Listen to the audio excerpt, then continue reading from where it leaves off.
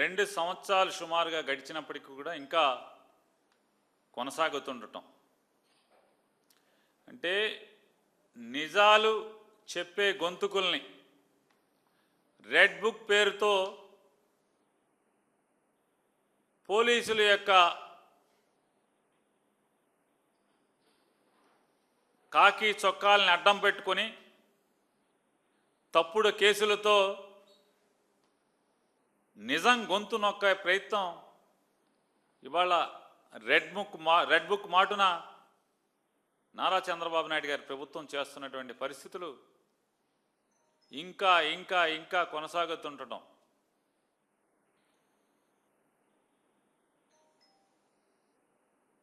రాబోయే 24 నుంచి 25 మాసాల్లో నారా చంద్రబాబు నాయుడు గారి యొక్క ప్రభుత్వం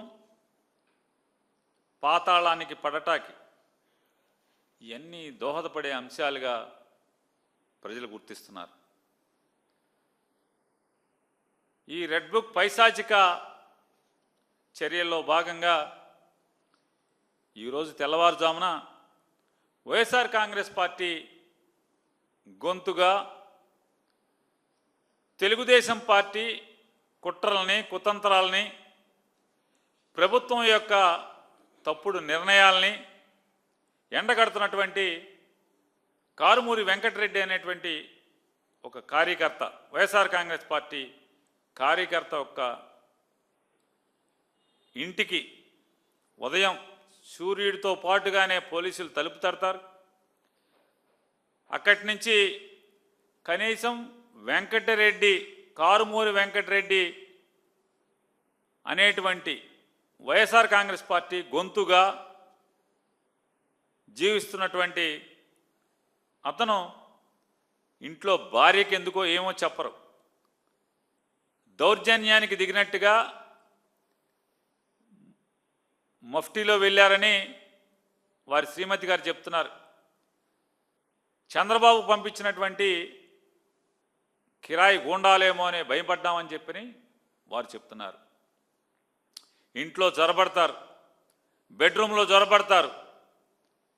కనీసం ఎఫ్ఐఆర్ కాపీని చూపించి అమ్మ మీ భర్త గారిని లేపుకురండి, లేదా మీ ఇంటాయన్ని పిలవండి, కారుమూరి వెంకటరెడ్డి గారిని పిలవండి, ఆయన మీద కేసు అయింది, మేము అరెస్ట్ చేసి తీసుకెళ్తున్నాం, ఇదిగో నీకు నోటీస్ ఇస్తున్నాం అని చెప్పని ఏమాత్రం కూడా చట్టం మేరకు లేదా మనం పొందుపరుచుకున్నటువంటి పోలీస్ రూల్స్ మేరకు కానీ ఎక్కడ ప్రవర్తించకుండా బందిపోట్లులా ఇంట్లో చొరపట్టం, గూండాల్లా ఇంట్లో చొరపట్టం, వాళ్ళ భార్య గారి యొక్క చెప్పేటువంటి కథనం మేరకు వారు చెప్పేటువంటి బాధతో కూడినటువంటి స్వరంతో వాడు చెప్తున్నటువంటి పరిస్థితులు.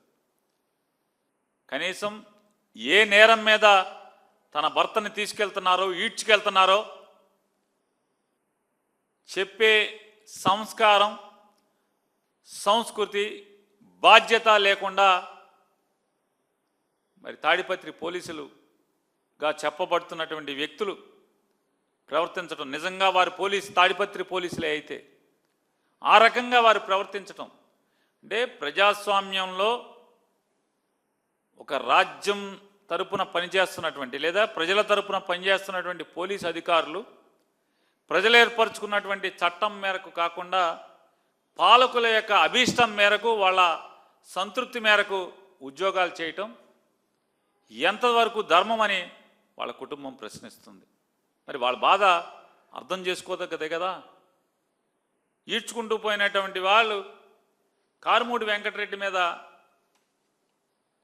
పెట్టినటువంటి కేసులు ఏంటయ్యా అని తాడిపత్రి పోలీస్ స్టేషన్లో పాత్రికేయ మిత్రులు తీసుకున్నటువంటి ఈ ఎఫ్ఐఆర్ కాపీలో పాత్రికేయ మిత్రుల ద్వారా బయటకు వచ్చినటువంటి ఈ ఎఫ్ఐఆర్ కాపీ ఏం చెప్తుంది? ఆయన మీద పెట్టిన సెక్షన్లో BNS 353(2) అంటే దానిలో దేంటి రాజకీయంగా వ్యతిరేకులు ఎవరుంటారో వాళ్ళని రెచ్చగొట్టేటువంటి ప్రకటనలు చేశాడంట కారుమూరి వెంకటరెడ్డి గారు. మరొక section BNS 196 of 1/1 sub class 1 అన్నమాట. మతాన్ని అంటే హిందూ ముస్లింలు, క్రైస్తవులు హిందువులు, లేకపోతే క్రైస్తవులు ముస్లింలు, 2 మతాల మధ్య లేకపోతే 3 మతాల మధ్య, జాతుల మధ్య, లేదా భాష మాట్లాడేటువంటి వ్యక్తులు అంటే వివిధ భిన్న భాషలు మాట్లాడేటువంటి వ్యక్తుల మధ్య, లేదా ప్రాంతాల మధ్య అంటే ఆంధ్ర, తెలంగాణ, రాయలసీమ, కోస్తా ఆంధ్ర, ఉత్తరాంధ్ర ఇట్లాంటి రకరకాల భిన్న ప్రాంతాల్లో బతుకుతున్నటువంటి మనుషుల మధ్య విద్వేషాలు, వైషమ్యాలు రెచ్చగొట్టేటువంటి ప్రయత్నం చేయటం, వాళ్ళ మధ్య శత్రుత్వాన్ని ప్రోత్సహించే ప్రయత్నం చేయటం, సామరస్యాన్ని అంటే ప్రజల మధ్య శాంతి కాముకులుగా అన్నదమ్ముల వలె బతుకుతున్నటువంటి భిన్న జాతులు, భిన్న మతాలు, భిన్న కులాలు, భిన్న ప్రాంతాల మధ్య ప్రజల మధ్య శత్రుత్వాన్ని రెచ్చగొట్టేటువంటి ప్రయత్నం చేయటం.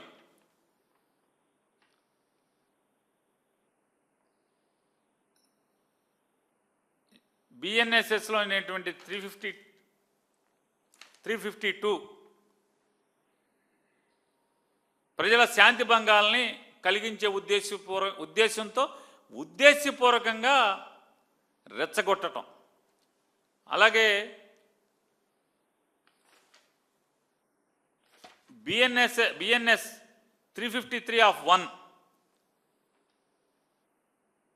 ప్రజా దుష్ప్రవర్తనకు కారణమయ్యే ఉద్దేశంతో తప్పుడు ప్రకటనలు చేయడం, పుకారును లేపటం, లేదా నివేదికలు చేయడం, ఇట్లాంటి అంటే ప్రజల్ని రెచ్చగొట్టి తద్వారా వాళ్ళ దుష్ప్రవర్తనకి కారణమయ్యేటువంటి ప్రకటనలు చేయటం. ఈ సెక్షన్ల కింద కారుమూరి వెంకటరెడ్డి గారి మీద కేసులు కట్టారని తాడిపత్రి పోలీసుల ద్వారా విలేకరులు దీన్ని బహిర్గతం చేసినటువంటి సోషల్ మీడియాలో దీన్ని ప్రాచుర్యంలోకి తీసుకొచ్చినటువంటి ఎఫ్ఐఆర్ కాపీ అయితే ఈ సెక్షన్లో కారుమూరి వెంకటరెడ్డి గారి మీద. అంటే ఉద్దేశం ఏంటి? దాంట్లో ఏముంది? కారుమూరి వెంకటరెడ్డి గారు ఏం సమాజంలో జాతులు, కులాలు, మతాలు మధ్య ఏం వైషమ్యాలు రెచ్చగొట్టాడు? ఏం మాట్లాడాడు? ఏమన్నాడు? తాడిపత్రి సమీపంలో రైలు పట్టాల పక్కన ఉన్నటువంటి పోలీస్ అధికారి సతీష్ కుమార్ గారి యొక్క మరణం ప్రభుత్వ హత్యేనని అనుమానంగా ఉంది అని చెప్పి మాట్లాడాడు. ఏం తప్పేంటి దాంట్లో? ఎందుకు తప్పు కాదు?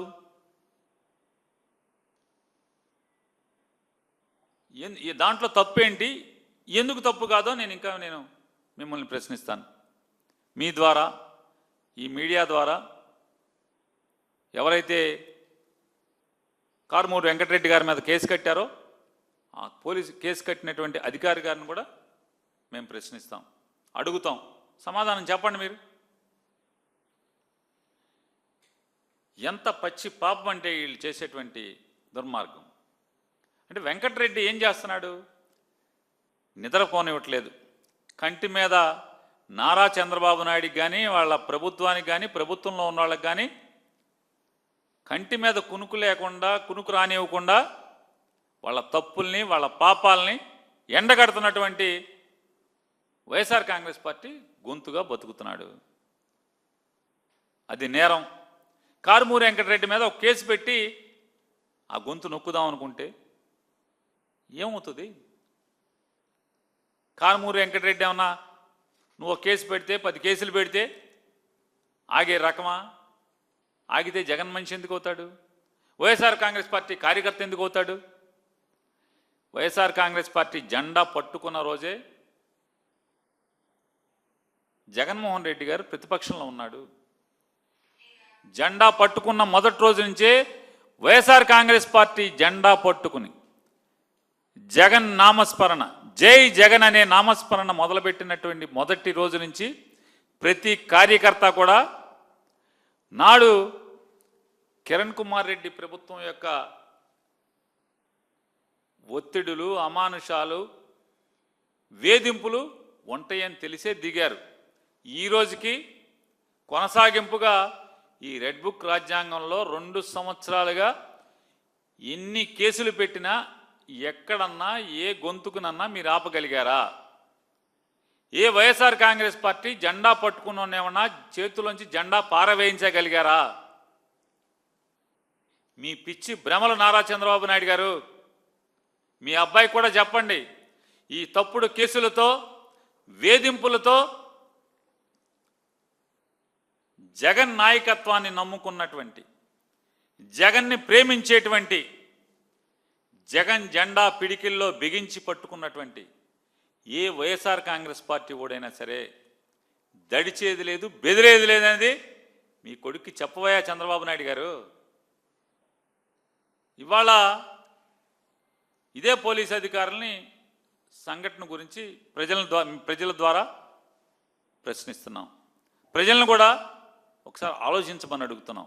ఎందుకంటే రోజువారీ పని ఒత్తిడిలో నారా చంద్రబాబు నాయుడు గారు ప్రభుత్వం చేస్తున్నటువంటి తప్పులు, పాపాలు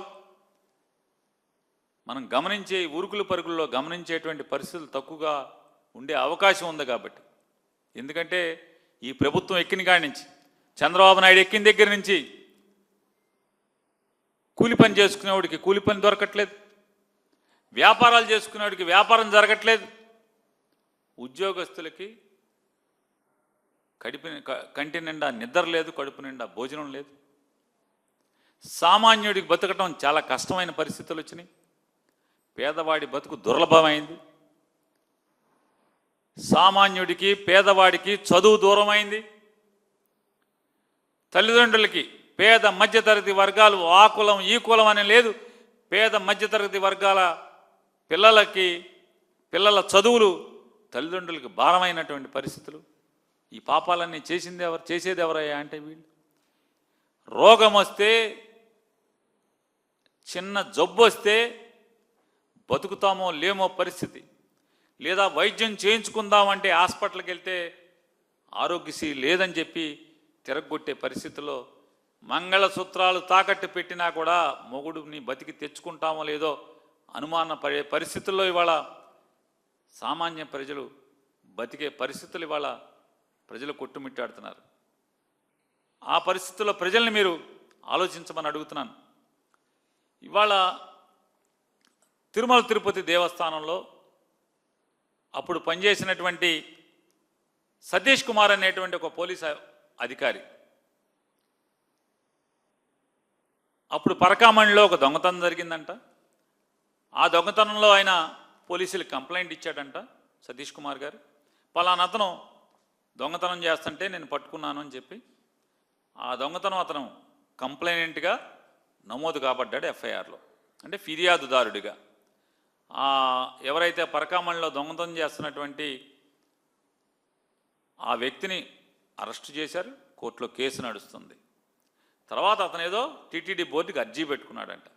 అయ్యా, తెలుసో తెలియకో నా మీద నెత్తిన శనుండి నేను దేవుడు పరకామణిలో హుండీలో డబ్బులు లెక్కించేప్పుడు పాపం చేశాను, ఆ పాపం కడుక్కోవడం కోసం దేవుడికి నా ఆస్తినంతా కూడా దేవుడికి రాస్తాను అని చెప్పి అర్జీ పెట్టుకున్నాడంట.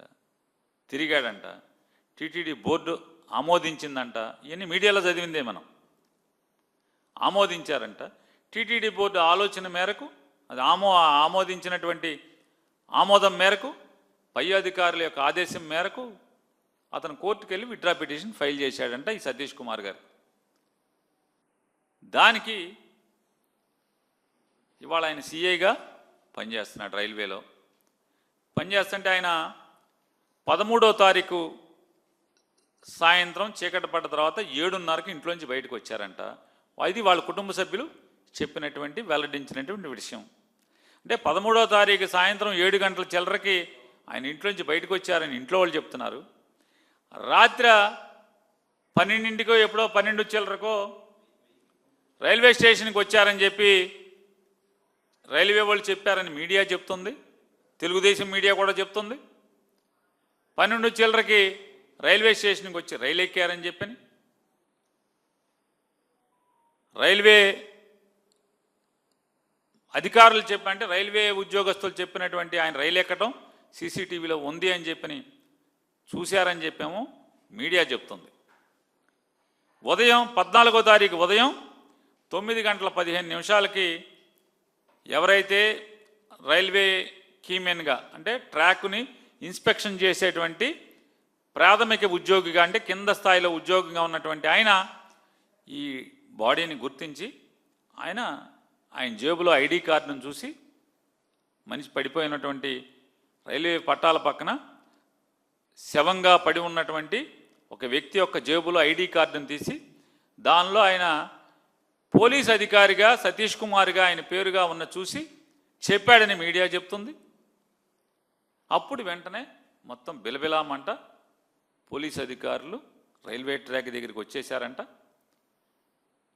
వెంటనే ఇది సతీష్ కుమార్ది అని తెలిసి అక్కడికి వచ్చినటువంటి అధికారులు వెంటనే సతీష్ కుమార్ ఇంటిని ముట్టడించారు. గమ్మత్తు చూసుకోండి, సతీష్ కుమార్ ఇంటిని ముట్టడించారంట. స్థానిక ఎస్ఐ గారు, సిఐ గారు వాళ్ళందరూ వచ్చారని, డిఎస్పీ గారు వచ్చారని చెప్పి మీడియా మిత్రులు చెప్తున్నారు. ఇల్లు దిగ్బంధం చేసి, అమ్మ మీ ఆయన చచ్చిపోయాడని కాదు చెప్తాకు వచ్చింది, అమ్మ నీ భర్త చచ్చిపోయాడు లేడమ్మా అని చెప్పి బాధతో చెప్తాకు కాదా ఇంటికి వచ్చింది, ఆ ఇల్లు మొత్తాన్ని జల్లెడ పడతాకు వచ్చారని చెప్పి ఆ కుటుంబ సభ్యులు చెప్తున్నారు. అంటే మీ ఇంటి ఆయన, మీ ఇంటి యజమాని, మా పోలీస్ అధికారి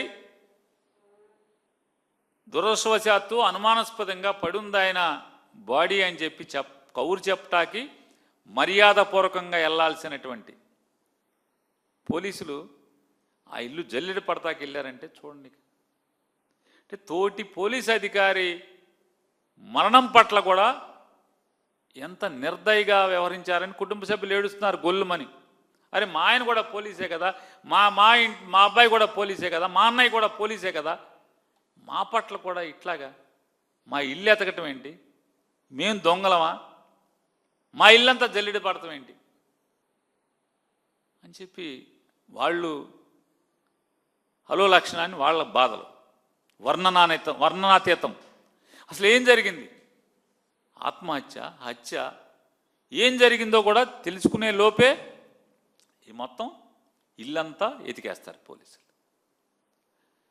ఆ పడి ఉన్నటువంటి మృతదేహం దగ్గరికి, సతీష్ కుమార్ గారి మృతదేహం దగ్గరికి 2 గంటల పాటు ఈనాడు, ఆంధ్రజ్యోతి, TV9, NTV ఇంకా అనుకూల మీడియా చాలా ఇంకొక 7-8 ఛానల్స్ ఉన్నాయి, వాళ్ళు కానీ అక్కడికి సాక్షిని కానీ కొన్ని సాక్షిని ఆపారంటే ముఖ్యమంత్రి గారి కార్యాలయానికి రానివ్వరు, పార్టీ ఆఫీస్కి రానివ్వరు, మంత్రుల మీటింగ్లు కూడా సాక్షులను రానివ్వరు. ఒక పోలీస్ అధికారి మృతదేహం అనుమానాస్పదంగా అక్కడ దొరికితే అక్కడ కూడా సాక్షిని రానివ్వరు. ఒక్క TV5 మాత్రం డెడ్ బాడీ దగ్గరికి రానిస్తారు. ఆ 2 గంటల్లో 2 గంటల్లో కుటుంబ సభ్యులను రానివ్వరు, అన్నదమ్ములను రానివ్వరు, అక్క చెల్లెలను రానివ్వరు, భార్యను రానివ్వరు, ఆ పడున్నటువంటి అధికారిని చూడటానికి. ఇవన్నీ మీడియా కాకై కూస్తుంది. అయ్యా అధికారులారా, మీరు ఒక TV5 మాత్రమే, ఆ 2 గంటల్లో ఒక TV5 మాత్రమే మీ పోలీసులతో పాటు సతీష్ కుమార్ గారి యొక్క మృతదేహం దగ్గరికి 2 గంటల పాటు ఇంకెవరిని రానివ్వలేదు అని మీడియా కోడై కోస్తుంటే ఎవరు సమాధానం చెప్తారు? ఎందుకు మీరు రానివ్వలేదు ఎవరిని? పోనీ సాక్షిని రానివ్వలేదు, TV9, NTV, HMTV ఇట్లాంటి మూడు ఛానల్స్ ఉన్నాయి కదా, న్యూట్రల్ ఛానల్స్, వాళ్ళని ఎందుకు రానివ్వలేదు? పోనీ మీ ఈటీవీని రానివ్వలేదు, మీ జ్యోతిని కూడా ఎందుకు రానివ్వలేదు? రానివ్వకపోగా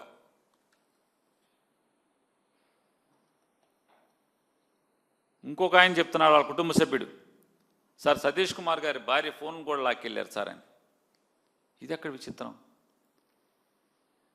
సతీష్ కుమార్ గారేమో పరకామణి కేసులో ఆయన ఫిర్యాదుదారుడు. ఆయన టీటీడీ బోర్డు ఉత్తర్వుల మేరకు పై అధికారుల యొక్క ఆదేశాల మేరకు విత్డ్రా చేసుకున్నాడని మీడియాలోనే రాస్తారు. అతను ఎలా దోషి? ఆయన భార్య ఫోన్ లాక్కుంటాక ఆయన ఏం నిందితురాలు? చుట్టాలు చెప్తున్నారు, దగ్గర సమీప బంధువులు. ఇది ఎక్కడ పాపం అండి? సతీష్ భార్య ఫోన్ పట్టుకెళ్తాం ఏంటండి? సతీష్ కుమార్ గారి ఫోన్ ఎక్కడుందో ఇంతవరకు తెలియదు. ఇవన్నీ ప్రపంచానికి చెప్పరా అని అడుగుతున్నాను. చెప్పాలి కదా, ఎందుకు చెప్పరు అని అడుగుతున్నాను. పోనీ సతీష్ కుమార్ గారి కాల్ డేటా చెప్పారా? చెప్పలేదు కదా. మరి ఏమీ చెప్పకపోతే ఆయన 12:53 గుంతకల్లు రైల్వే స్టేషన్లో A1 బోగీలో ఎక్కారని చెప్పి రైల్వే అధికారులు చెప్పారని మీడియా చెప్తుంది. ఎవరో ఇంకొక మీడియాలో ఇంకొక ఆయన చెప్తాడు బెర్త్ నెంబర్ 29 అని చెప్తాడు. ఇంకొక మీడియాలో చెప్తారు 54 మంది ఆ బెర్త్లో బోగీలో A1 బోగీలో ప్రయాణిస్తున్నారు ప్రయాణికులు అని చెప్తారు. అంటే 54 మంది మధ్య, అంటే ఈయనతో పాటుకి 54 మంది ఉన్నారని చెప్తున్నారు. అంటే సుమారు 50 పైచీలకు మంది మధ్య ఆయన ప్రయాణిస్తుంటే సాధారణంగా ఏసీ బోగిల్లో ఏం జరుగుతూ ఉంటుంది? టీటీఈ స్పెషల్గా ఉంటాడు, టికెట్ ఎగ్జామినర్ ఉంటాడు, పోలీసులు గార్డు తిరుగుతూ ఉంటారు కంటిన్యూస్గా. 2 బోగీలకు ఏమో 2 కానిస్టేబుల్స్, రైల్వే ప్రొటెక్షన్ ఫోర్స్ సంబంధించిన కానిస్టేబుల్స్ తిరుగుతూ ఉంటారు. ఆయన బయలుదేరిన తర్వాత 12:53కి అంటే 14వ తారీఖున తెల్లవారుజామున 12:53 రైలు అక్కడ బయలుదేరింది. దాంట్లో ఎక్కెళ్ళాడు, A1 బోగీలో ఎక్కాడనేమో మీడియాలో రైల్వే వాళ్ళు చెప్పారని రాస్తారు. మరి అక్కడ ట్రైన్ బయలుదేరితే ఆయన తర్వాత గుత్తి స్టేషన్లో ఆగుతుంది, తర్వాత గుంతకల్లో ఆగుతుంది. అంటే తాడిపత్రిలో ఆగుతుంది. గుంతకల్ నుంచి గుత్తి తర్వాత తాడిపత్రికి 6 కిలోమీటర్ల ముందు పట్టాల పక్కన సతీష్ కుమార్ గారు విగత జీవులై పడి ఉన్నారని చెప్పని మర్నాడు పొద్దున 9 చిల్లరకి ఆ పట్టాలు చూసుకునే ఇన్స్పెక్ట్ చేసేటువంటి రైల్వే ఉద్యోగి ఇన్ఫామ్ చేశాడు, చెప్పాడని చెప్తారు. మరి టీటీఈ గారు దాంట్లో వెంటనే పొద్దున్నే జరిగింది కదండి, 12:47 ఈయన వచ్చేస్తాడు. ఫస్ట్ పట్టాల దగ్గరికి వెళ్ళింది వీళ్ళే కదా. వచ్చేసి ఏమంటాడు? పరకామణి దొంగలు ప్రాణం తీశారా? ఇంకా అది అనుమానాస్పద ముద్ద. హత్య ఇంకా ఎఫ్ఐఆర్ అవలా, పంచనామా అవలా, పోస్ట్ మార్టం అవలా, అంటే ఆఖరికి పంచనామా కూడా అవ్వలేదు, ఎఫ్ఐఆర్ అవ్వలేదు. ఈయన మొదలెట్టాడు 12:47 మధ్యాహ్నం 12:47 మొత్తం కోటు గీటు వేసుకుని పరకామణి దొంగలు ప్రాణం తీశారా?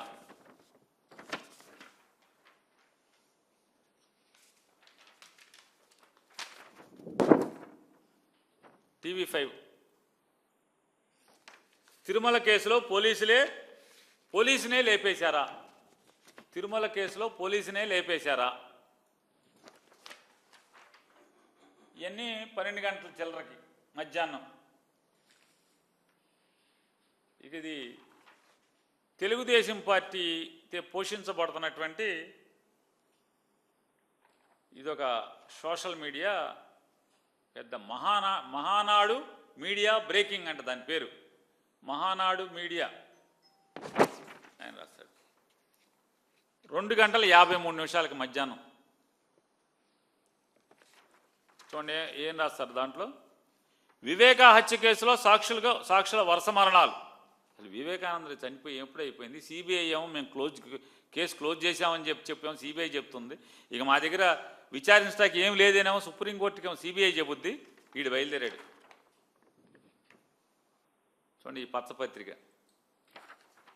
మధ్యాహ్నం 2:53 వివేక హత్య కేసులో అనుమానితుడు కటికరెడ్డి శ్రీనివాసరెడ్డి 2019 సెప్టెంబర్లో విషపు గుళికలు మింగి ఆత్మహత్య. వివేకానంద రెడ్డి అంత్యక్రియలకు జగన్ భారతిని హైదరాబాద్ నుంచి పులివెందులు తీసుకొచ్చిన వాహన డ్రైవర్ నారాయణ యాదవ్ 2019 డిసెంబర్లో అనారోగ్యంతో మృతి. వివేక హత్య కేసులో ప్రధాన సాక్షులని కల్లూరు గంగాధర్ రెడ్డి 2022 జూన్లో అనారోగ్యంతో మృతి. హత్య చేస్తే అవినాష్ రెడ్డి 10 కోట్లు ఇస్తారని సిబిఐకి చెప్పిన కొద్ది రోజులకే చావు. వివేకానంద ఇంటి వద్ద కాపలా ఉన్న వాచ్మెన్ రంగన అనారోగ్యంతో మృతి. వివేకాది దారుణ హత్య అంటూ మొదట చెప్పిన వైఎస్ అభిషేక్ రెడ్డి 30 ఏళ్లకే తీవ్రమైన అనారోగ్యంతో పోయాడు. జబ్బు పేరు కూడా బయటికి రాలేదు. వివేక మృతదేహానికి కట్లు కట్టిన జగన్ మామ గంగిరెడ్డి కూడా సడన్గా పోయాడు. శవ పరీక్షిస్తే నెత్తి మీద రక్తం మరకలు ఉన్నాయి. శవాన్ని పరీక్షిస్తే అంటే నెత్తి మీద రక్తం ఉన్నాయండి జగన్ గారి మామగారికి. చూడండి అసలు 2:53కి ఇది రాస్తాడు. ఏంటి అంటే ఇది ఎంప్లాయీస్. ఇది 2:53కి ఇది రాస్తే 2 గంటల 4 నిమిషాలు తేడాతో 2:57 నిమిషాలకి మహానాడు మీడియా బ్రేకింగ్. పరిటాల రవి హత్య కేసులో సాక్షులు వరుస మరణాలు. రవి గారు ఎప్పుడు చచ్చిపోయాడు? బహుశా ఇంట్లో వాళ్ళు కూడా చనిపోయినట్టున్నారు. అంటే బాధలోంచి బయటకు వచ్చి శుభ్రంగా రాజకీయాలు చేసుకుంటున్నారు, వ్యాపారాలు చేసుకుంటున్నారు, పోటీలు చేస్తున్నారు, ఓడుతున్నారు, గెలుతున్నారు, కింద పడుతున్నారు, మీద పడుతున్నారు, సవాళ్ళు ఇసురుతున్నారు. కొంతమంది ఏమో తన్నారు అంటున్నారు, ఆని తన్నారు, ఈయన తన్నారు అంటున్నారు. ఇంకోటేమో మా పార్టీకి మాకు పార్టీలోనే వ్యతిరేకం చేస్తున్నారంటున్నాడు. ఒకడేమో మమ్మల్ని దోచుకున్నారంటున్నారు. రకరకాల వాళ్ళ మీద వస్తున్నాయి. అన్నీ మర్చిపోతేనే కదా ఇవన్నీ చేసేది. ఈ మర్చిపోకుండా ఇప్పుడు ఇక్కడ మొన్న 14వ తారీఖున వేస్తాడు మధ్యాహ్నం. అదేమో వివేకానందదేమో 2:53కి 2:57కి పరిటాల రవి హత్య కేసులో ఎవరెవరు చచ్చిపోయారు, వాళ్ళు చచ్చిపోయారు, వీళ్ళు చచ్చిపోయారు అని వేస్తాడు, పెడతాడు. సాయంత్రం 6 గంటల చిల్లరకి ఆడే మహానాడు మీడియా అంట ఏమంటాడు? సతీష్ కుమార్ హత్య వెనుక వైసీపీ పెద్దల హస్తం ఉంది. శ్రీవారి హుండీని దొంగిలించి రాజీలు చేయడం ఏంటి? రాజీలు చేయడానికి ఇదేమైనా పులివెందుల పంచాయతీనా? సతీష్ హత్యలో కుట్రకోణంలో ప్రభుత్వం వెలుగు తీస్తుంది. సతీష్ హత్య వెనుక ఎవరన్నా వదిలే ప్రసక్తి లేదు. ఎమ్మెల్సీ పొంచుమొత్తు అనురాధ ఆవిడ స్టేట్మెంట్ అనుకుంటే వీళ్ళు వేసాడు. వీళ్ళంతా ఎవరు? వీళ్ళంతా తెలుగుదేశం వత్సం మోకలు, పెయిడ్ ఆర్టిస్టులు. ఈ రకంగా అంటే ఇంకా శవ పంచనామావల ఎఫ్ఐఆర్ అయిందో అవ్వలేదు తెలీదు, ప్రపంచానికి తెలీదు. ఆ ఎఫ్ఐఆర్ కాపీ బయటికి రాదు. ఎందుకంటే అవ్వలేదని ఎందుకు అంటున్నానంటే బయటికి రావాలి కదా. ఎఫ్ఐఆర్ అంటే ఏంటి? ఫస్ట్ ఇన్ఫర్మేషన్ రిపోర్టు కోర్టుకు వెళ్ళాలి కదా. కోర్టుకు పంపరు, ప్రపంచానికి ఎవరు, ఏం జరిగిందో చెప్పరు. ఈ మాత్రం వీళ్ళు అది శవ పంచనామా కూడా జరగదు. వీళ్ళు 12 చిల్లరకి ఇచ్చేస్తాడు అతను. ఇతనేమో 2 గంటల నుంచి తగులుకుని వెంటనే 3 నిమిషాలు కొట్టి 4 నిమిషాలు కొట్టి ఏదో వివేకానంద రెడ్డి అప్పుడు అందులో ఆడు చచ్చిపోయాడు, ఈడు చచ్చిపోయాడు, ఈడు చచ్చిపోయాడు. ఎవరు చచ్చిపోయాడు? వీళ్ళకి పోయే కాలం కాకపోతే కాదు, ఈ పోయే కాలం రోజులు కాకపోతే నారాయణ యాదవ్ అని జగన్మోహన్ రెడ్డి గారు అసిస్టెంటు, పర్సనల్ అసిస్టెంటు. ఆయన ఏంటి 2018 సెప్టెంబర్ జగన్మోహన్ రెడ్డి గారి పాదయాత్ర విశాఖపట్నం జిల్లాలో ఉన్నప్పుడు బ్రెయిన్ హెమరేజ్ వచ్చి కుప్పకూలిపోయాడు. పాదయాత్ర ఉండగా ఆయన్ని బ్రతికించటం కోసం జగన్మోహన్ రెడ్డి గారు చేయని ప్రయత్నం లేదు. అనేక ఆపరేషన్లు జరిగినాయి, బ్రెయిన్ సర్జరీస్ జరిగినాయి, న్యూరో సర్జరీస్ జరిగి జాగ్రత్తగా ఆయన తిరగటానికి కూడా కష్టపడే పరిస్థితి, లేచి కూర్చుంటా కూడా కష్టపడే పరిస్థితిలో ఉంటే ఆయన కారులో వచ్చాడంట. జగన్మోహన్ రెడ్డి గారితో పాటు భారతి గారితో పాటు కారులో వచ్చాడంట. పోయే కాలం కాబట్టి ఏంటిది? ఇంకొక ఆయన పేరు రాస్తారు, కల్లూరు గంగాధర్ రెడ్డి. ఆయన అనారోగ్యంతో చనిపోయాడంటే అవినాష్ రెడ్డి గురించి చెప్పాయంట, వెంటనే ఆయన చనిపోయాడంట. అతనికేమో హై షుగర్స్ ఉన్నాయి, షుగర్ రిలేటెడ్ హెల్త్ ఇష్యూస్ ఉన్నాయి, ఇల్నెస్ ఉంది. ఆయన న్యాచురల్ డెత్. ఇంట్లో వాళ్ళు అరే బాబు సహజ మరణం రా బాబు అని వాళ్ళు చెప్తారు, డాక్టర్లు చెప్తారు. అతనిది అది కూడా రాస్తాడు. మళ్ళీ ఏమని అనారోగ్యంతో మృతి అని రాస్తాడు. అంటే అనారోగ్యంతో మృతి కూడా అనుమానం, అంటే వీడికి అనుమానం. రంగన్న వివేకానంద రెడ్డి వివేకా ఇంటి వద్ద కాపలా ఉన్న వీడి క్లాస్మేట్ వివేక ఇంటి వద్ద కాపలా ఉన్న వాచ్మెన్ బి రంగన్న అనారోగ్యంతో మృతి. వాళ్ళు ఇంట్లో వాళ్ళు అందరూ సిబిఐతో సహా రంగన్న సిబిఐ విచారణలో ఉండగానే ఇల్లుతో చనిపోయాడు కదా. ఇటు రాదు చూడండి, ఇటు రాతలు పాపపు రాతలు కదా, ఇది కింద రాస్తాడు. మళ్ళీ ఏంటి వివేకాది, మళ్ళీ ఇటు క్లాస్మేట్ ఎల్కేజీ యూకేజీ ఇటు చదువుకున్నాడు వివేకానంద రెడ్డితో, ఆయనతో. వివేకాది దారుణమైన హత్య అంటూ మొదట చెప్పిన వైఎస్ అభిషేక్ రెడ్డి 30 ఏళ్లకే తీవ్ర అనారోగ్యంతో పోయాడు. జబ్బు పేరు కూడా బయటికి చెప్పలేండి. ఎందుకులా పోయాక వాళ్ళ నాన్నగారు వాళ్ళ అబ్బాయి సుస్థి ఏంటో కూడా స్టేట్మెంట్ ఇచ్చాడు కదా. అభిషేక్ రెడ్డి గారు సుస్థి ఏంటో, 30 ఏళ్లకే ఎందుకు చనిపోయాడు, ఎలా చనిపోయాడు, ఎన్నాళ్ళు హాస్పిటల్లో వెంటిలేటర్ మీదో దాని మీద ఉన్నాడని చెప్పి అన్నీ చెప్పుకొని ఆయన అంటే ఎవరికైనా ఎంత ఇలా పాపం చూడండి. ఏ తండ్రికైనా కొడుకు చనిపోయిన దుఃఖంలో పుట్టిడు దుఃఖంలో ఉంటే, చేతికి ఎదిగిన 30 ఏళ్ల కొడుకు అనారోగ్యంతో చనిపోతే రాబందుల్లాగా తెలుగుదేశం పెయిడ్ బ్యాచ్ మీడియా అంతా కూడా రచ్చ చేస్తుంటే, పుట్టెడు దుఃఖంతో నా కొడుకు మామూలుగా చచ్చిపోయాడు రే ఎదవల్లారా అని చెప్పి చెప్పుకునేటువంటి కర్మ ఏ తండ్రికి ఉంటుంది చెప్పండి? వీళ్ళకి పట్టచ్చా ఈ పాపాలేంటి అసలు అంటున్నా. ఇంకోటి రాస్తాడు ఏంటంటే, గంగిరెడ్డి గారు అంటే జగన్మోహన్ రెడ్డి గారు పిల్లనిచ్చిన మాంగారు గంగిరెడ్డి గారు కూడా చచ్చిపోయాడు అంటాడు. ఆయన చనిపోయిందేమో 73-74 ఏళ్ళకి చనిపోయాడు. ఆయనకేం పోస్ట్ కరోనా లంగ్ ఇష్యూస్ వచ్చినాయి. హైదరాబాద్లో ఒక పెద్ద హాస్పిటల్లో, కార్పొరేట్ హాస్పిటల్లో ఆయన చానాళ్ళు అనారోగ్యంతో ఉండి చనిపోతే ఆయన చావు కూడా అనుమానం అంట. ఏం పోయే కాలం ఈ పాపాలకి అసలు అంత ఉండదు అసలు అని చెప్తున్నా. మరి ఇవన్నీ ఏమంటారు? డీజీపీ గారిని కూడా అడుగుతున్నాను నేను. మీ తాడిపత్రి ఎస్ఐ గారు మరి కారుమూరి వెంకటరెడ్డి మీద కేసు కట్టాడు కదా, ఏమని? సతీష్ కుమార్ది ప్రభుత్వ హత్యే అని మా అనుమానంగా ఉంది, ప్రభుత్వ హత్య అని మాకు అనుమానంగా ఉంది అని చెప్పి అన్నాడు. దానికి కేసు కట్టి తెల్లారుజామున అంటే సాయంత్రం కేసు కడతారు. నిన్న సాయంత్రం కేసు కట్టారు, నిన్న రాత్రి వెంటనే కేసు కట్టి వెంటనే సూట్ కేసు సర్దుకుని బయలుదేరిపోతారు, హైదరాబాద్ వచ్చేస్తారు తాడిపత్రి నుంచి. పొద్దున్న తెల్లారుజామున వాళ్ళు పోలీసులో ఏంటో చెప్పరు, ఎందుకు వచ్చారో చెప్పరు, ఎఫ్ఐఆర్ కాపీ ఇవ్వరు, కనీసం భార్యకి నీ మొగుడిని అరెస్ట్ చేస్తున్నామని కూడా కాగితం ఇవ్వరు. మరి ఇవన్నీ ఏంటి? ఇంకా ఎఫ్ఐఆర్ కట్టకుండా, శవ పంచనామా చేయకుండా, కనీసం పోస్ట్ మార్టం అవ్వకుండా, ఇంతవరకు కూడా సంబంధిత station house officer, investigation officer, జిల్లా ఎస్పీ ఎవరు కూడా ఇది హత్య పలానోడు చేశాడని ఇంతవరకు ఎవరు స్టేట్మెంట్ ఇవ్వాల. మొత్తం టీడీపీ మీడియా అంతా కూడా చూడండి ఇంకెంత పచ్చిపాపం అంటే, గుట్టు బయటపడుతుందని భయపడ్డారా అంటే భయపడి చంపేశారా? ఇదొక పేజీలో పెద్దగా రాస్తాడు. ఇంకో పేజీలో కీలక కేసుల్లో అనుమానాస్పద మరణాలు, ఏదైతే ఈ మహానాడు బేకింగ్ ఉందో, మహానాడు మీడియా ఏంటిది పేరు, మహానాడు మీడియా, ఈ మహానాడు మీడియాలో వచ్చిందే తెల్లారి పొద్దున్నే రామోజీరావు గారి అబ్బాయి పేపర్లో ఇంత పెద్ద పెద్ద అక్షరాలతో వచ్చేస్తుంది. చూడండి పాపం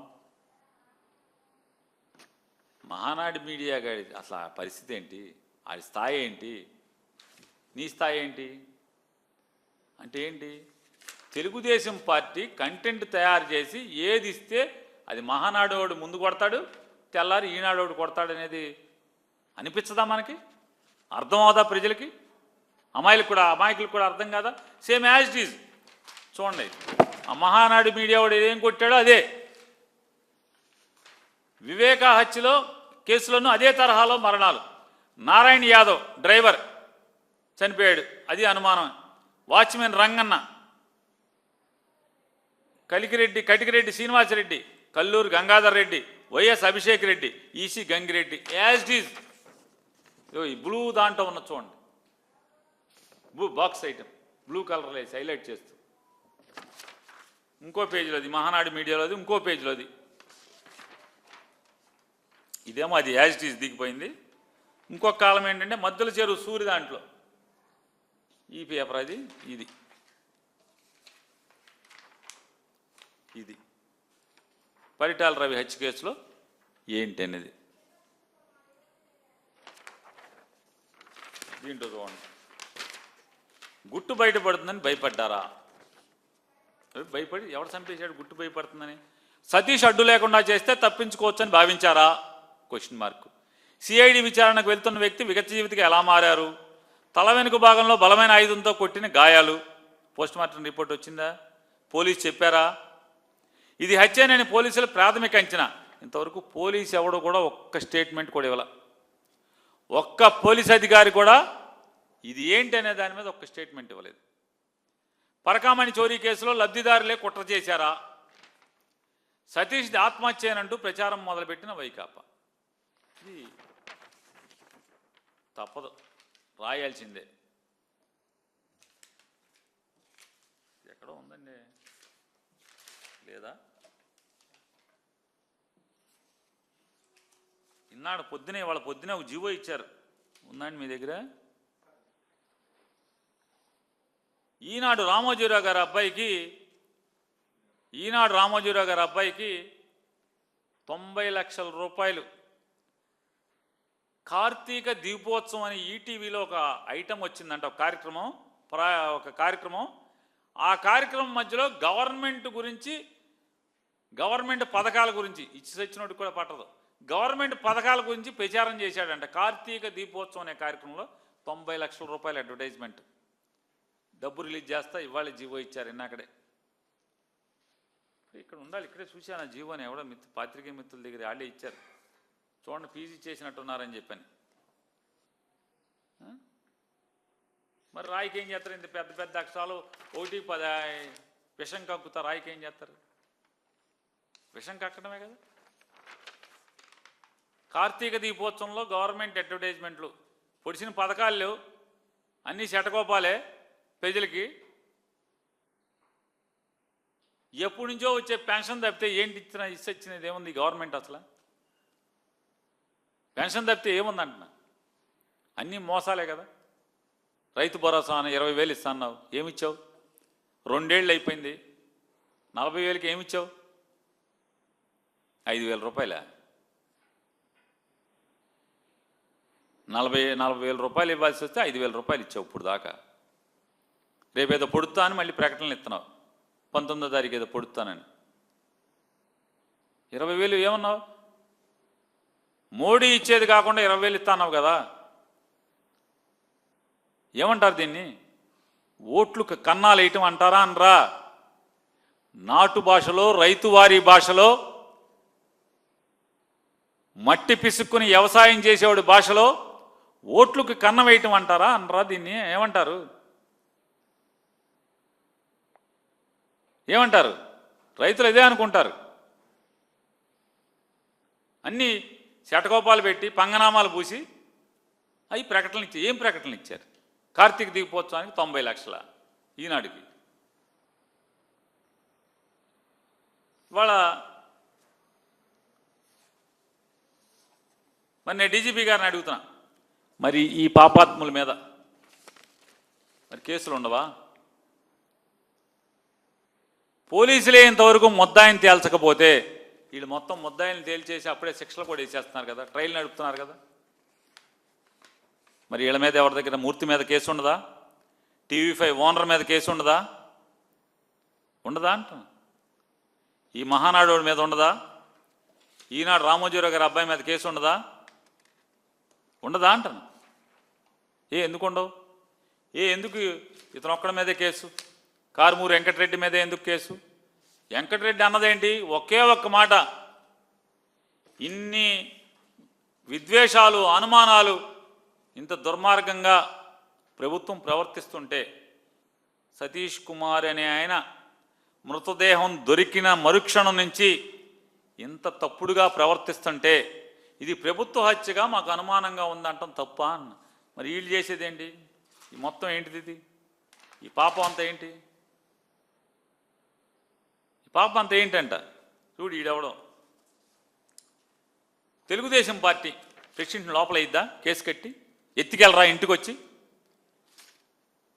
ఎఫ్ఐఆర్ కాపీ కానీ అరెస్ట్ చేసినట్టు ఆధారం కానీ వాళ్ళ భార్యకి ఇవ్వకుండా ఇంట్లో పడుకునే పొద్దున ఎందుకు ఎత్తుకురారు కొడుకు కానీ భార్యకి కానీ చెప్పకుండా తెలుగుదేశం పార్టీ ఇది తెలుగుదేశం పార్టీ వెబ్సైటు ఏమంటాడు పాత్రదారులు పనయ్యాక పరిటాల నుంచి పరకామణి దాకా పాత్రదారులు పనయ్యాక పరలోకానికే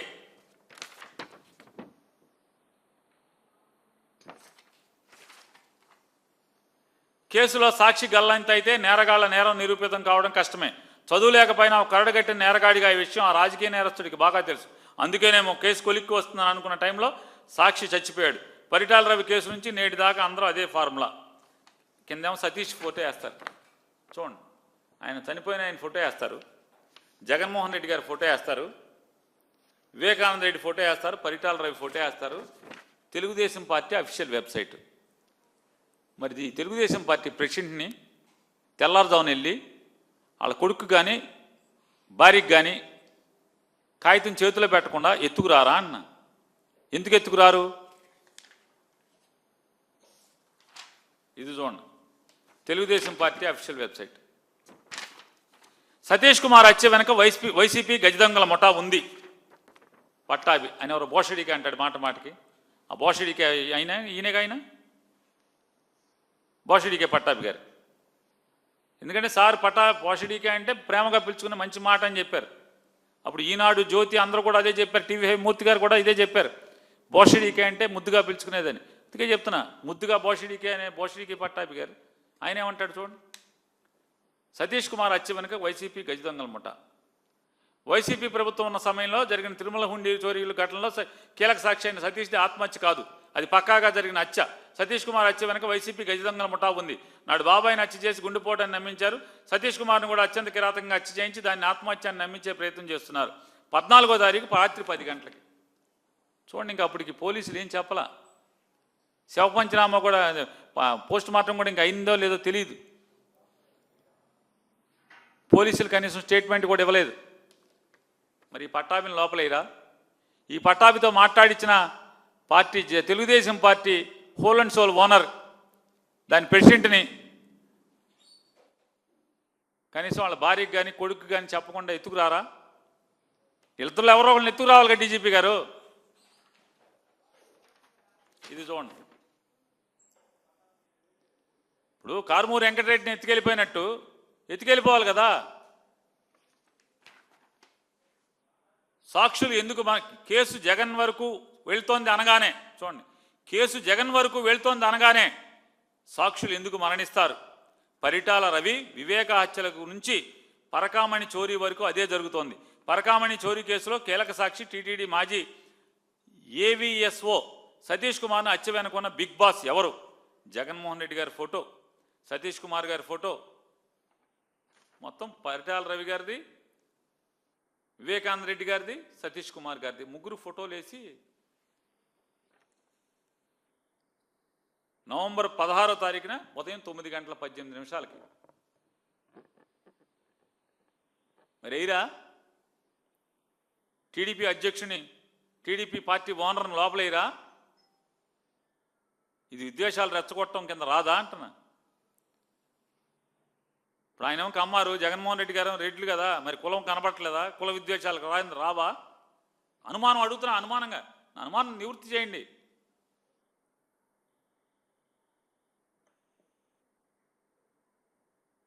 ఇది రాదు ఇంకోటి చూడండి ఇంకోటి బయలుదేరాడు తెలుగుదేశం పార్టీ నుంచి అఫీషియల్ ప్రెస్ మీట్ పోస్టు పెడతారు నవంబర్ 17 10:24 వివేక హత్య కేసులో సాక్షులను ఏ విధంగా హతమార్చారో ఇప్పుడు పరకామణిలో ఒక్కొక్కరిని హతమార్చుతున్నారు విషయం కాదు వైసీపీ పెద్దల డైరెక్షన్లోనే ఏవీఎస్ఓ సతీష్ కుమార్ హత్య జరిగింది నరసింహ యాదవ్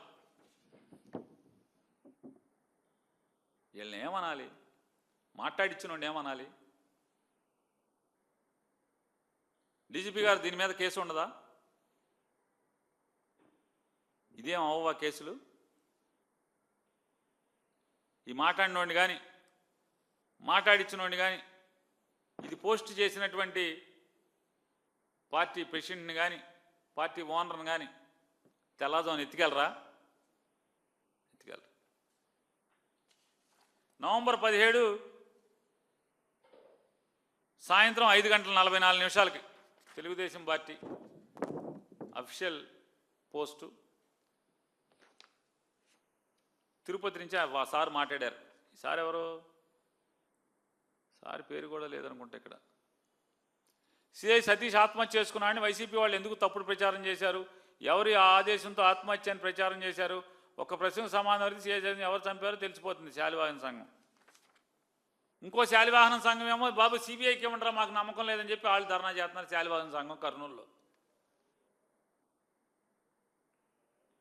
సాక్షాత్తు వాళ్ళ తమ్ముడు, చనిపోయినటువంటి సతీష్ కుమార్ గారి తమ్ముడు, ఆయనతో పాటు శాలివాహన సంఘం ఈ కేసు సిబిఐ చేత దర్యాప్తు చేయించాలి అని డిమాండ్ చేస్తున్నారు. అంటే ఆంధ్రప్రదేశ్ రాష్ట్ర పోలీసుల మీద చనిపోయిన సతీష్ కుమార్ గారి కుటుంబానికి నమ్మకం లేదు అనే కదా దాని అర్థం కాదా? అర్థం కాదా? ఇది టీవీ5లో ఇది నాయకుడు, తెలుగుదేశం నాయకుడు అంట, పక్కా ప్లాన్తోనే హత్య, జగన్ రెడ్డి హస్తం ఉంది. టీవీ5లో న్యూస్ వేస్తాడు.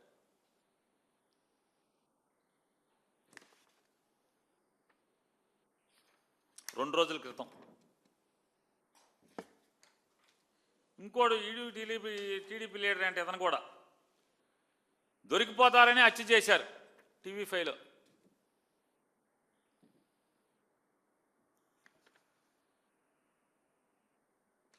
మరి ఇంతమంది పాపాత్ములు ఇంత విషం చిమ్ముతుంటే, సమాజంలో విద్వేషాలు రెచ్చగొడుతుంటే, రాష్ట్రంలో అరాచకాన్ని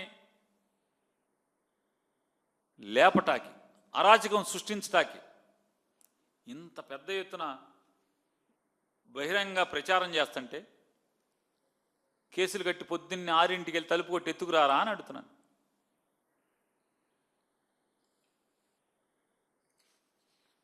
నేను అడుగుతున్నాను ప్రజలను ఒకసారి మీరు ప్రశ్నించమంటున్నాను. రాష్ట్ర ప్రజలందరినీ, తెలుగుదేశం పార్టీని, ప్రభుత్వాన్ని ప్రశ్నించండి. భోగిలో అంటే తలకాయ గొడ్డలతో రైల్లో ఉన్నటువంటి వ్యక్తిని ఈనాడు చెప్పినట్టు రామోజీరావు గారు కొడుకు చెప్పినట్టుగా గొడ్డలితో వెనకాల తల వెనకాల నరికేస్తే భోగిలో రక్తం ఉండాలి కదా? ఉన్నాయా? రక్తపు మరకలు ఉన్నాయా?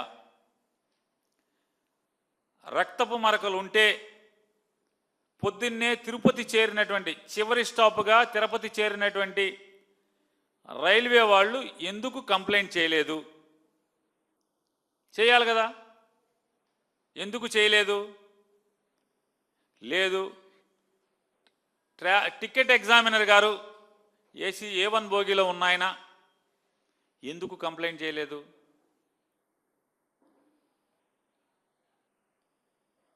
చెప్పరా?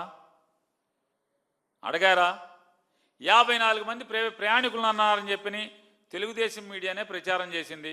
54 మంది ప్రయాణికుల్లో ఎంతమందిని మీరు విచారించారు?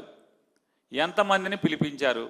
విచారిస్తే ఎందుకు గుట్టుగా విచారించారు? ఇది విచిత్రం కాదా?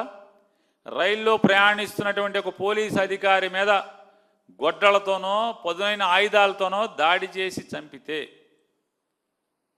అతను అయ్యోనో అమ్మోనో చచ్చిపోయేప్పుడు ఎలాంటి కేకలు పెడతారో ఆ కేకలు ఏమీ వినపడలేదా ఎవరికి?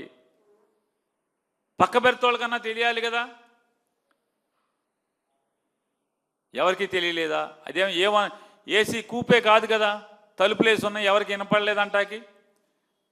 సెకండ్ ఏసీ కదా ఏమన్నంటే.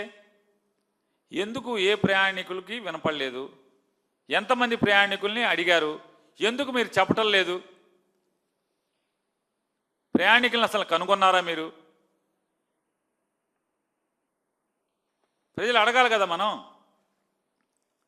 ఆర్పిఎఫ్ కానిస్టేబుల్స్ ఆ డ్యూటీలో ఎవరున్నారా? భోగిలో వాళ్ళ స్టేట్మెంట్లు తీసుకున్నారా? వాళ్ళు డ్యూటీలో ఉన్నారా లేదా? అసలు డ్యూటీ చేస్తున్నారా లేదా? ఇవన్నీ అడగాలి కదా. ఎందుకు అడగలేరు? పోనీ మీరు అసలు కనీసం ఎఫ్ఐఆర్ కట్టకుండా శవ పంచనామా చేయకుండా అప్పటికే మధ్యాహ్నం 12 గంటల చిల్లర నుంచే ఇది హత్య వైఎస్ఆర్ కాంగ్రెస్ పార్టీ జగన్మోహన్ రెడ్డి చేయించాడని చెప్పి వార్తల్లో ప్రచారం చేసిన టీవీ5 మూర్తిని ఏమైనా పిలిపించారా? పోనీ మీకు భయం ఉంటే హైదరాబాద్ ఆయన ఇంటికి వెళ్ళి జాగ్రత్తగా ఆయన్ని ప్రశ్నించారా, అడిగారా? ఆయనకి హత్య అని ఎవరు చెప్పారు? జగన్మోహన్ రెడ్డి గారు వైసీపీ వాళ్ళు చంపేశారని చెప్పని ఆయనకి ఎవరు చెప్పారు? ఆయన దగ్గర ఉన్న ఆధారాలు తీసుకున్నారా? మీరు తీసుకోరా? వేరే వాళ్ళని అయితే ఎత్తుకెళ్ళిపోతారా? మూర్తి గారిని ఎత్తుకెళ్ళరా పొద్దున్న 6ంటికి?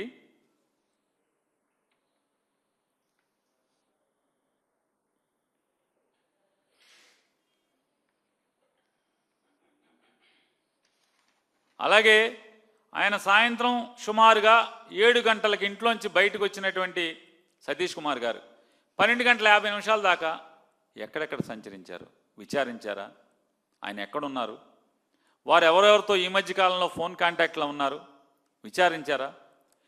ఎందుకు పోలీసు వ్యవస్థ గుంబనంగా వ్యవహరిస్తుంది?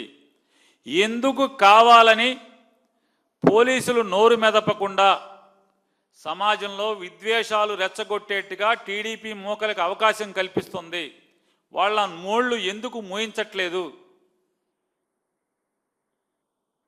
ప్రజలు మనందరం అడగాలి కదా పోలీస్ వ్యవస్థని.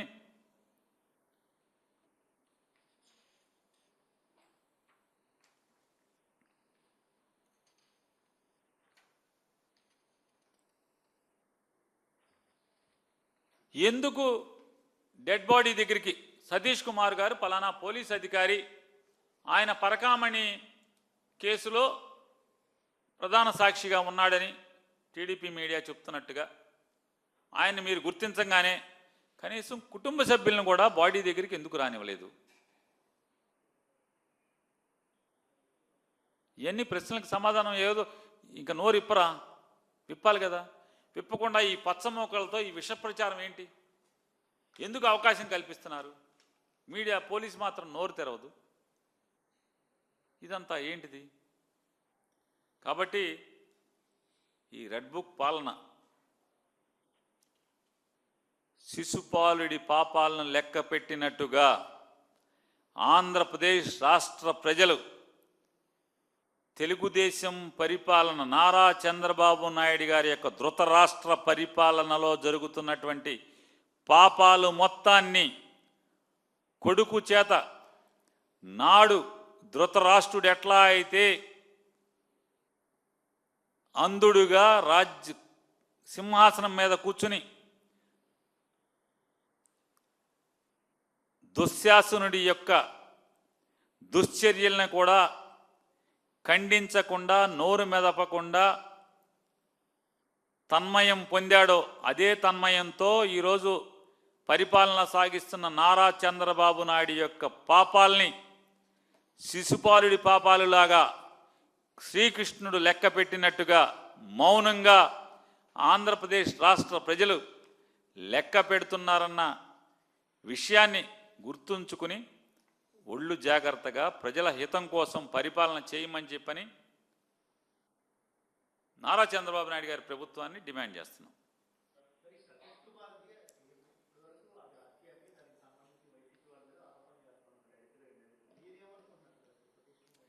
అసలు ఇది చెప్పాల్సిన వాడు ఎవడో నేను అంటున్నా. ఇది హత్య, ఆత్మహత్య లేదా యాక్సిడెంటా? చెప్పాల్సిన వాళ్ళు ఎవరు చెప్పాలి సార్? వైఎస్ఆర్ కాంగ్రెస్ పార్టీ ఎవరు? పేరు నానిగాడు ఎవడు? చంద్రబాబు నాయుడు ఎవడు? టీవీ5 మూర్తిగాడు ఎవడు? మేమెవరు? అసలు చెప్పాల్సింది ఎవరు? చెప్పాల్సిన వాళ్ళు నోరు మూసి కూర్చోవటం ఏంటి? నోరు మెదపోవటం ఏంటి? పేరు నానిగాడు, మూర్తిగాడు ఇట్లాంటి వాళ్ళందరం కూడా ఈ రామోజీరావు గారి కొడుకు మేం మాట్లాడతాం ఏంటి? అసలు ఇది అర్థం కాదు. ఈ వ్యవస్థలో ఏం జరుగుతుంది? ఈ ఎర్ర పుస్తకం పరిపాలన ఏం జరుగుతుంది? ఈ ధృతరాష్ట్ర పరిపాలన, కళ్ళు మూసుకుపోయి ప్రవర్తిస్తున్నటువంటి పరిపాలన సాగిస్తున్న నారా చంద్రబాబు నాయుడు పరిపాలనలో ఏం జరుగుతుంది? ప్రశ్నిస్తానని చెప్పని పార్టీ పెట్టి పల్లకి మోసినోడేమో నోరు మెదపకుండా నోటికేమో తాళం వేసుకుని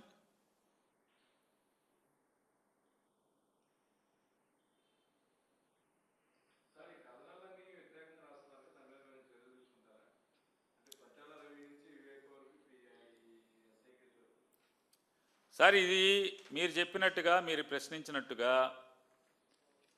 ఈ కథనాలు మాత్రమే కాదు, సతీష్ కుమార్ గారి యొక్క మరణం వెనక ఏమేమి దాగుందో ప్రతి దాన్ని రాబోయే 25 మాసాల తర్వాత వచ్చే జగన్మోహన్ రెడ్డి గారి ప్రజాప్రభుత్వంలో ఖచ్చితంగా ప్రతి దాన్ని శోధిస్తాం, జల్లెడ పడతాం. దోషులు ఎవరుంటే వాళ్ళందరినీ కూడా చట్టం ద్వారా కోర్టుల ముందు నిలబెడతాం.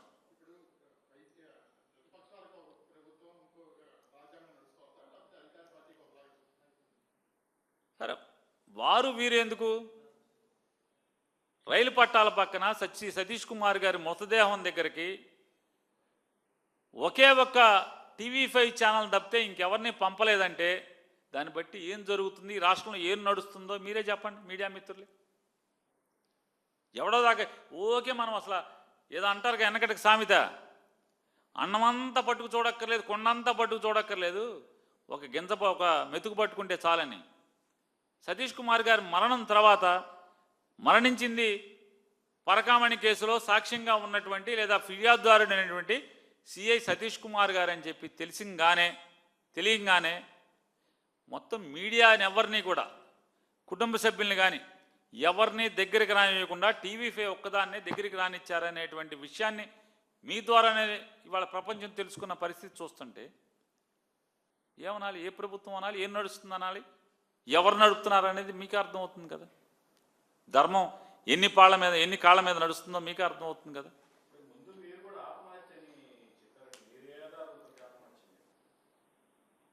ఆత్మహత్యని హత్యని చెప్పటానికి ఎవరి అభిప్రాయం వాళ్ళు వ్యక్తం చేస్తారు. ఎవరన్నా వ్యక్తులు ఉంటే, రాజకీయ నాయకులు ఉంటే ఎవరి అభిప్రాయం వాళ్ళు ఎవరన్నా తెలియపరచుండొచ్చు. విచారణ చేయండి మీరు. పోలీసు ఉన్నది దేనికేనంటా నేను. పేరు నానినో లేదా వెంకయ్యో పుల్లయ్యో మూర్తో లేకపోతే పేరేంటి సిహెచ్ కిరణ్, సిహెచ్ అంటే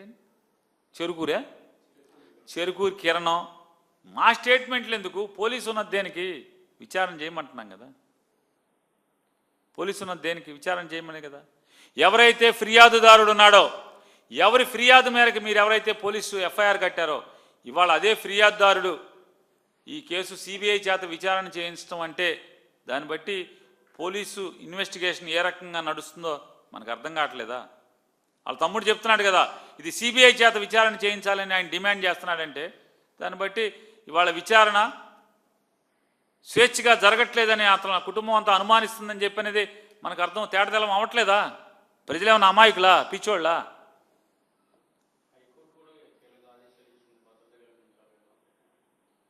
ఎవరికండి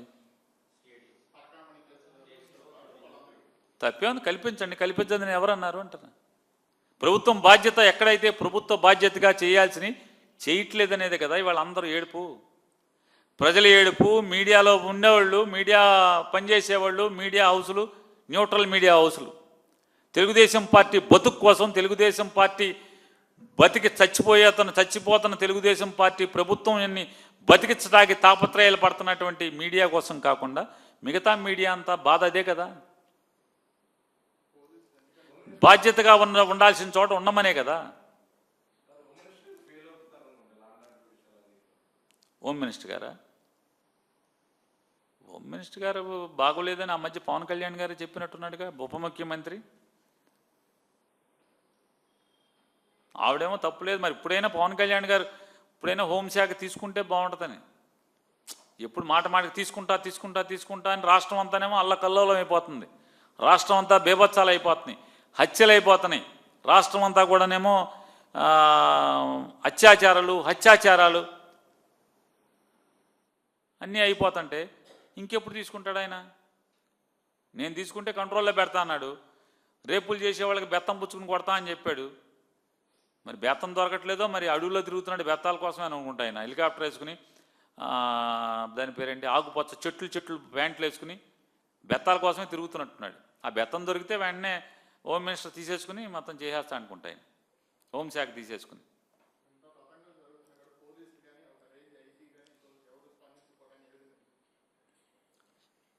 అంటే పోలీసుని స్వేచ్ఛగా వదిలితే 100% ఎట్టి పరిస్థితుల్లో పోలీస్ వ్యవస్థ ఇలా ఉండదు. పోలీస్ వ్యవస్థ ఇలా ఉండదు. పోలీసు స్వేచ్ఛగా ఉంటే గనక